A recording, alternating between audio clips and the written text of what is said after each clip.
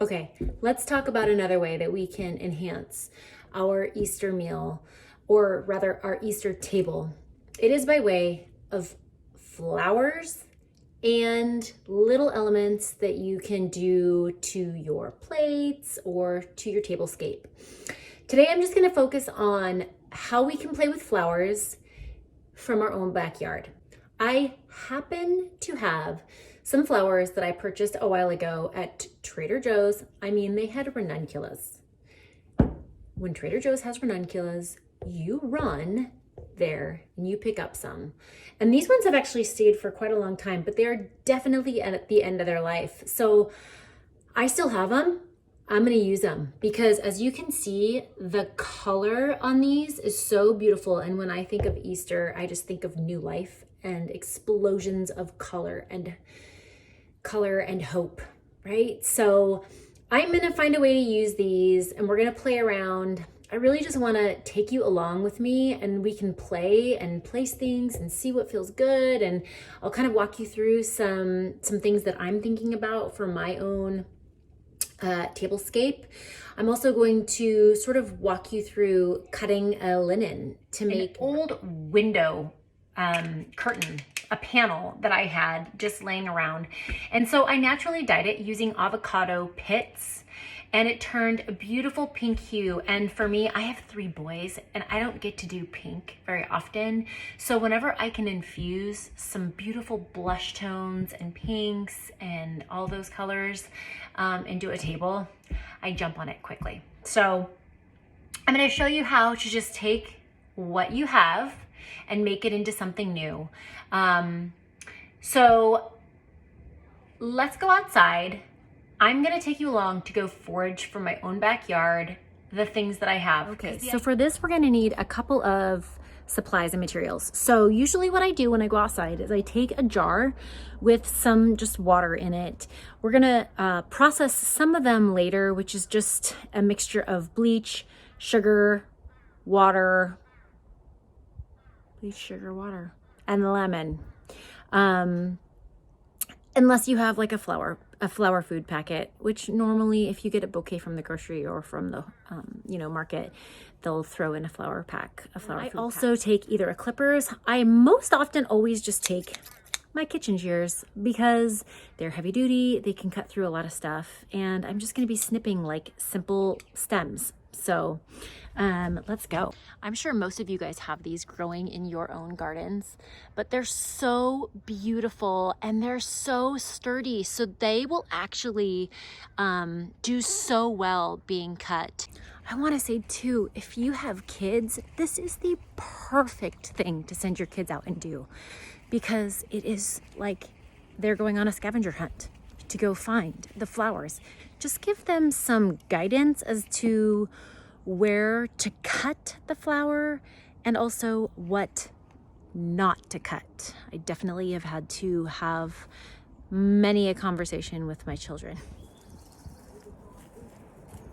Okay, the last thing I'm going to cut from is my forsythia. It is still going strong. The other thing I have in my yard is a bay tree, and I am so excited. I actually use this all the time. It has the most beautiful little yellow blossoms on it. So pretty. So I'm gonna cut some of that.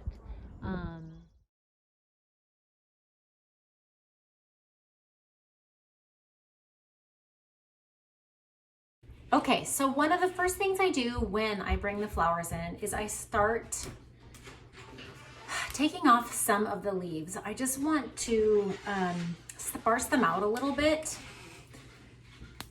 and make them look a little cleaner. Seattle has so many amazing floral designers. If you want to know more about, designing compote vases or anything like that, come to one of our social creative workshops. We have an amazing floral designer.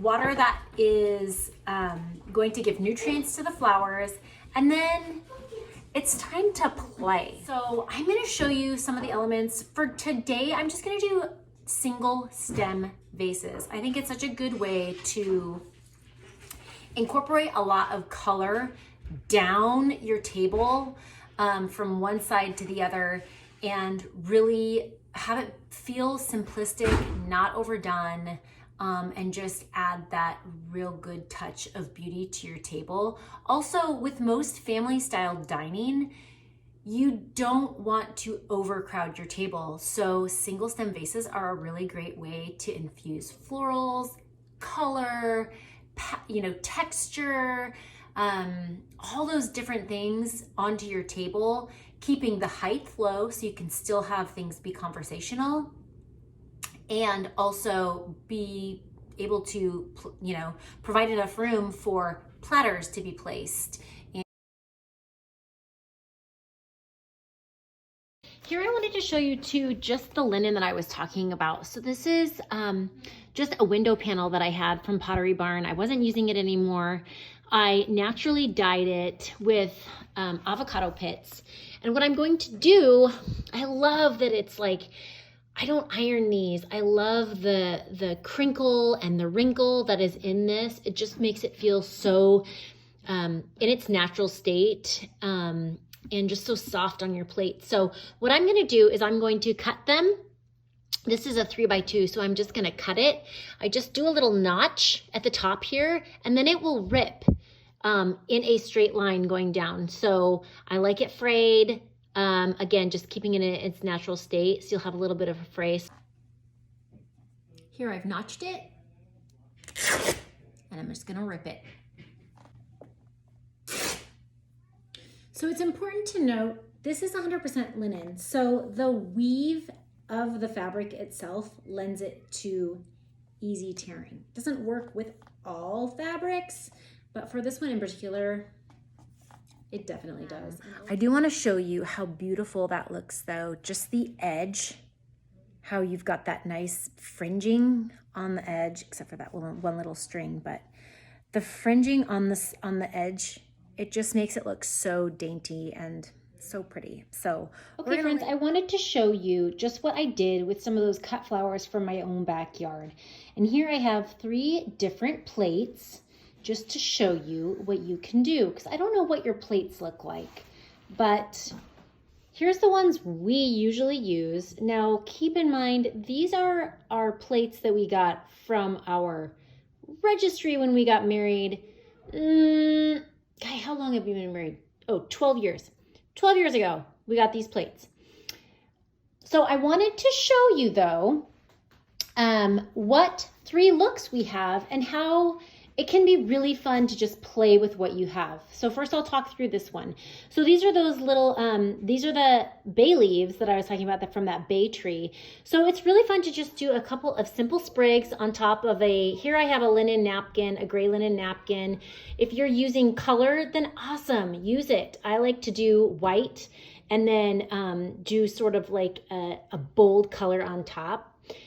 So here, again, you can just play with it. Sometimes I like to actually put the napkin diagonally, and then, you've got your silverware, or you can place your silver up here or whatever you want to do. So let's just leave that like that. A couple sprigs, good to go. That feels good. Here I have a ceramic plate, but also another way that you can play with just your standard white linen is let's place it horizontally across the table instead of vertically. You can do vertical and just kind of have it waterfall off. But again, here I have a sprig of rosemary that I clipped from my garden. And then remember that time from the deviled eggs? Boop, right there. This is such a fun thing to incorporate kids into. I can't, my boys actually have so much fun just figuring out what every plate looks like. So here are those linen napkins that we just ripped up. Here's a really fun way to just tie it instead. If you want to try something a little bit more creative and fancy, you can leave it on the side of your plate like this. And then I also use a lot of dried flowers. I think dried flowers, if you can reuse flowers and if they dry beautifully, reuse them. I think they just add a really cool touch to anything like gifts, plates, napkins, that kind of thing. So here I just stuck a couple of sprigs of just a wax flower that I actually keep dried on hand almost all the time because I feel like it adds just a nice dainty pop of color. See these edges that I was talking about? They're just so feminine and beautiful, understated, and yeah, easy. So here we have just some ideas for you. So I always do candles. I think candles add such a beautiful ambiance, but I'll just show you sort of from a side view. There is that hellebore that I was talking about. Here we're doing a lot of just like single stems. So you can do single stem vases down the table. But there's that Andromeda, and then I paired it with, you know, one of those really cute hellebores. Here, if you want to do vases, just choose a simple vase and do one stem in it. There's that Andromeda looking so pretty. And then again, if you want to do color, there is the color that we've got in that bay and in the forsythia. So I love doing tonal things too. If you want to mix around, you can do tonal mixing of colors, or just pick one and do single stems on there. And then again, with the branch, you can do that as well. I have paired it with different textures of the same color of candle. So you can see what that looks like on my table. So there you go. Easy peasy. It gets spanned down the entire center of the table.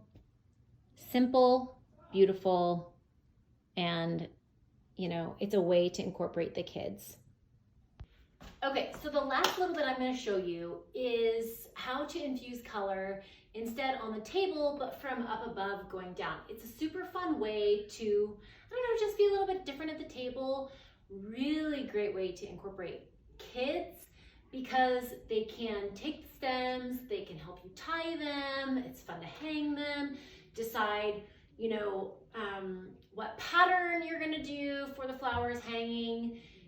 This is how I'm gonna reuse those ranunculus that still have a little bit of life left, have beautiful color, and then can hang just above, but still giving enough room to not be in the way of our eye line when we're sitting down at a table eating. So it's just above your heads, but still really beautiful.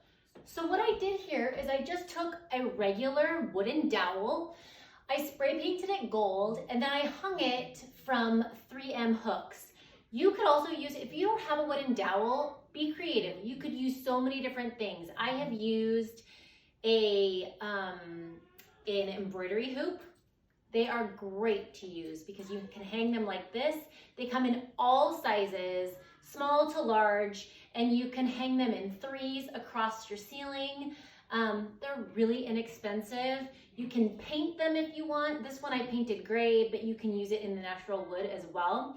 And then you can just hang them around the circumference of the hoop in different lengths hanging down. So anything that is sturdy, that can hang, works great. So here, again, I used 3M,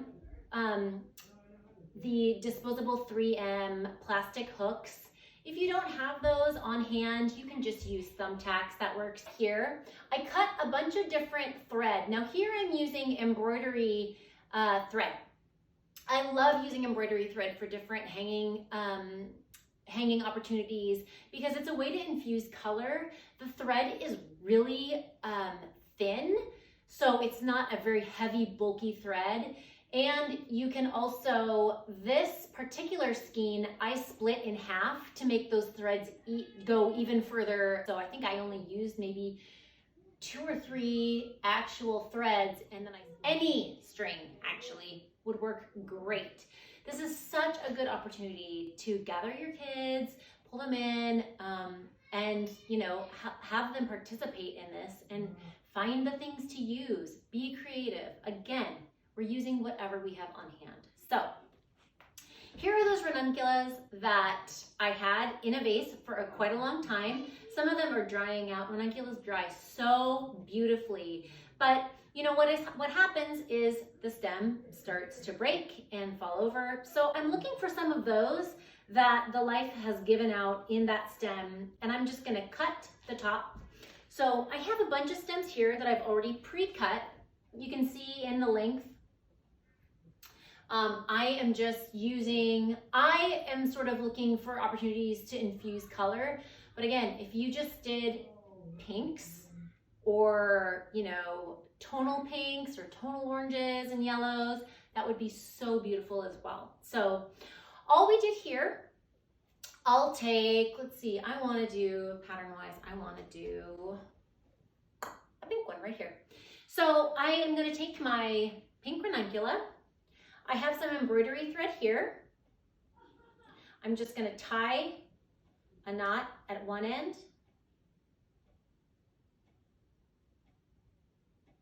Slip my stem in.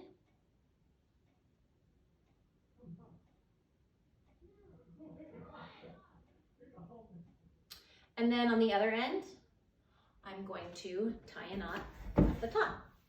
Easy peasy.